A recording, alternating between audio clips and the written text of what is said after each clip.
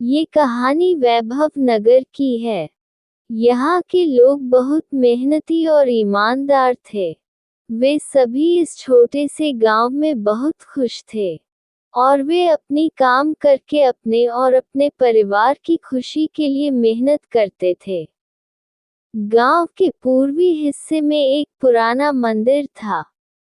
मंदिर कई सालों से वीरान पड़ा था और गांव वाले वहां जाने से डरते थे। कहते थे कि मंदिर के आसपास रात के समय अजीब अजीब आवाजें आती थीं।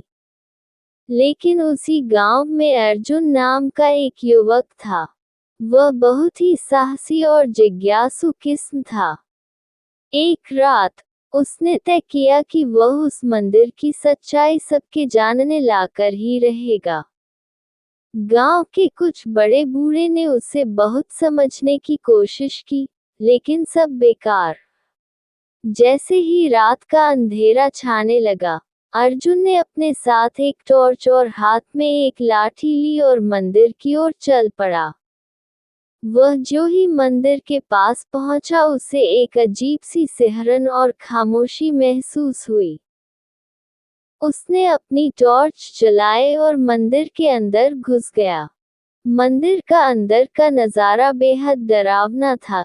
दीवारों पर मटमैले चित्र और फटी हुई मूर्तियां थीं। अचानक उसे एक हल्की सी आवाज सुनाई दी। कौन है वहां? अर्जुन ने आवाज की तरफ ध्यान से देखा। वहां उसे एक धुंधली सी आकृति दिखी जो धीरे धीरे उसकी तरफ बढ़ रही थी। अर्जुन ने टॉर्च की रोशनी से उसे देखा तो वह एक महिला की आकृति थी, जिसका चेहरा बेहद जर्जर और दुखी था।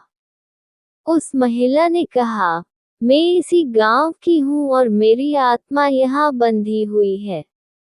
मैं अपने गांव वालों से बदला लेना चाहती हूँ। अर्जुन को समझ आया कि यह आत्मा उस गांव के लोगों से नाराज थी, जिन्होंने मंदिर की उपेक्षा की थी। उसने उस महिला आत्मा से कहा, आपको बदला लेने की कोई जरूरत नहीं है। लोग आपको याद करेंगे और आपके लिए प्रार्थना भी करेंगे। ये सुनकर उस महिला आत्मा की आंखों में आंसू आ गया। क्या तुम सच में ऐसा करोगे?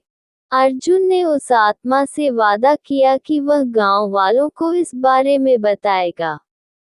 अर्जुन ने गांव वालों को बुलाया और सबको मंदिर के पास लाया। उसने उन्हें उस आत्मा की कहानी सुनाई। सभी लोग सहमति से उस आत्मा के प्रति श्रद्धांजलि अर्पित करने के लिए तैयार हो गए। उस रात गांव वालों ने उस आत्मा के लिए प्रार्थना की और मंदिर को पुनर्स्थापित करने का संकल्प लिया। धीरे धीरे उस महिला की आत्मा को शांति मिली और वह वहां से चली गई। गांव वाले अब मंदिर का सम्मान करने लगे और उस महिला की याद में हर साल एक उत्सव मनाने लगे। इस तरह अर्जुन ने नाड़ी के भूत को शांति दी और गांव में एक नई शुरुआत की।